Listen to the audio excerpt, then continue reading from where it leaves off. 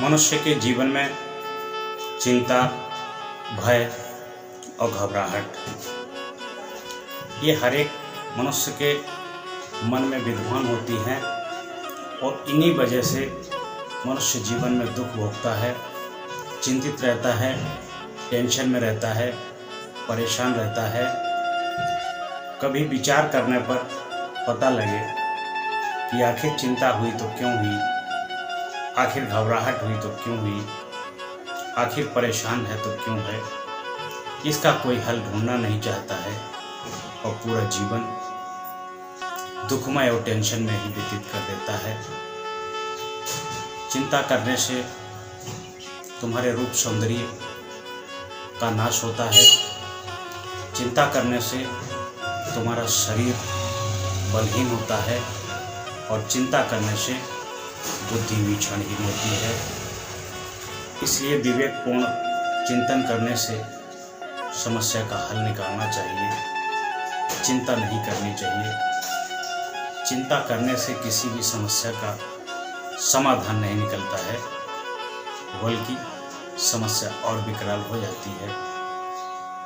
एक बार की बात है, एक व्यक्ति बहुत परेशान था, चिंतित था।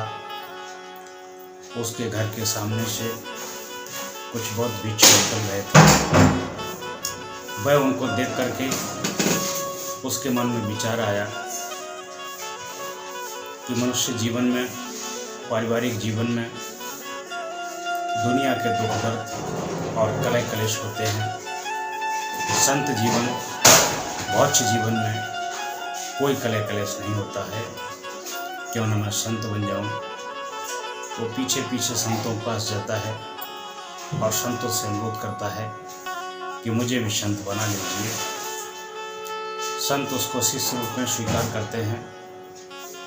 कुछ दिन के बाद वो देखता है कि यहाँ जितने भी शिष्य हैं वह सब शास्त्रीय विद्या अध्ययन करते हैं। सुबह उठ करके अपने नित्य कार्यों को करते हैं। उसके बाद में अपने भोजन की व्यवस्था करते हैं, भिक्षा मांगते हैं।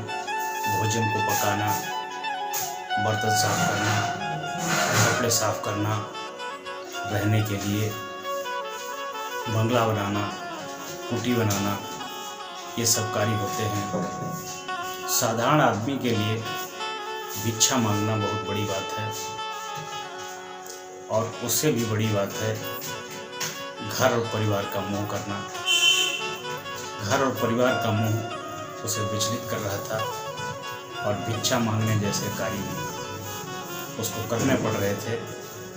उसको और अधिक चिंता और टेंशन हो रही थी, जिसकी वजह से उसका मन साधुता में भी नहीं लगता था। एक दिन उसने विचार किया कि मैं पुनः अपने घर जाने को हूँ।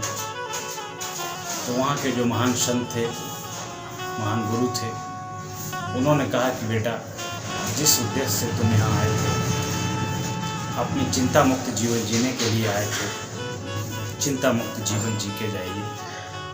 आपके अंदर जितनी सारी चिंता, टेंशन, परेशानी है, उनको सभी ही आश्रम में गुरु जी के चरणों में दान दे के जाइए। वह व्यक्ति चला जाता है। चले जाने से पूर्व में गुरु से एक सवाल पूछते हैं कि चिंता, टेंशन से आप मुक्त हो गए हो तभी जाना, अन्यथा अपने घर मत जाना, नहीं तो तुम्हारे आने का कोई औचित्य ही नहीं था। वो कहता है कि गुरुजी, मुझे ऐसा वरदान दो, ऐसा आशीर्वाद दो कि मैं चिंता मुक्त हो जाऊं, मैं टेंशन मुक्त हो जाऊं, चिंता और टेंशन मुक्त मेरा जीवन हो, ऐसा प्रबंध कीजिए। गुरुजी कहते हैं बिल्कुल कर सकते हैं। जाइए, संसार में ऐसा कोई प्राणी, ऐसा कोई मनुष्य लाइए जिसके पास कोई समस्या ना हो, कोई चिंता ना हो, कोई डर ना हो, कोई घबराहट ना हो, कोई भय ना हो। वह व्यक्ति पूरे संसार में ऐसे व्यक्ति को तलाशता है, हर किसी से पूछता है, लेकिन उसको कहीं भी कोई ऐसा व्यक्ति नहीं मिलता है जो टेंशन में ना हो, जो चिंता में ना हो, जो परेशानी में ना हो। आखिर में उसको एक शराबी व्यक्ति मिलता है, उसको किसी प्रकार की चिंता नहीं होती है, किसी प्रकार की टेंशन नहीं होती है। वह इसको देख करके खुश हो जाता है, कहता है कि एक व्यक्ति हमको मिल गया है जिसको न टेंशन है, न चिंता है, न घबराहट है, न किसी प्रकार का लोभ लालच है। वह हमेशा पीने के बाद मस्त रहता है। उसके पास जाकर के उसको बड़ी प्रसन्नता होती है। उससे पूछता है, कहो वत्स, तुम्हें किसी प्रकार की कोई चिंता नहीं है? वो कहता है कि मैं किसी प्रकार की चिंता नहीं करता हूँ, मैं शराब पी करके सदैव आनंदित रहता हूँ। बस एक चिंता होती है कि सुबह शराब का इंतजाम कहाँ से होगा, सुबह शराब कहाँ से मिलेगी। इतनी बात में उसका मन खिन्न हो जाता है और पुनः वापस गुरु के पास जाता है। कहता है कि गुरुदेव, इस संसार में मैंने हर जगह ऐसा व्यक्ति तलाशा जिसके पास चिंता न हो, जो चिंता मुक्त जीवन जीता हो, बिना कठिनाई के जीवन जीता हो। मुझे ऐसा कोई व्यक्ति नहीं मिला है। गुरु ने कहा कि आपके सवाल का जवाब आप ही ने दे दिया। इस संसार में कोई ऐसा व्यक्ति नहीं है जो समस्याओं से घिरा ना हो, जो चिंता में ना हो, जो टेंशन में ना हो। मनुष्य की समस्याएं, मनुष्य की चिंताएं कोई और नहीं मिटा सकता है। मनुष्य स्वयं विवेक करके, अपने विवेक को जागृत करके, अपने विचार को पवित्र बना करके, अपने आचरण को पवित्र बना करके, अपने चरित्र को पवित्र बना करके, बुद्धिपूर्वक विचार करके, मनन करके अपनी समस्याओं का समाधान कर सकता है। गुरु ने एक बात और कही कि आप जाइए, ये जो गीली लकड़ियों का ढेर लगा हुआ है, इसमें आग लगा दीजिए। उस व्यक्ति ने गुरु के कहने पर वो भी प्रयास किया और गीली लकड़ी के बोझा में आग लगाने का प्रयास किया। पूरी माचिस जला डाली, लेकिन उस लकड़ी के बोझे में आग नहीं लगा पाई। अंत में उसे विचार आया कि लकड़ी तो गीली है, आग कैसे लग सकती है।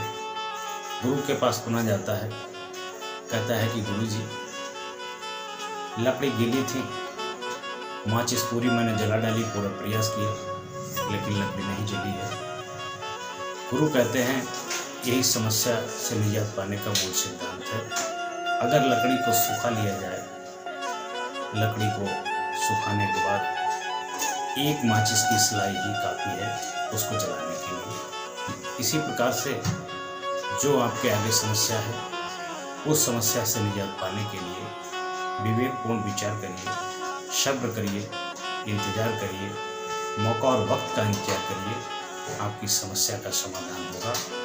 वरना गीली लकड़ी जलाते रहोगे, माचिस खत्म होती रहेगी और तुम चिंता और परेशानी में दुखी और परेशान ही रहोगे।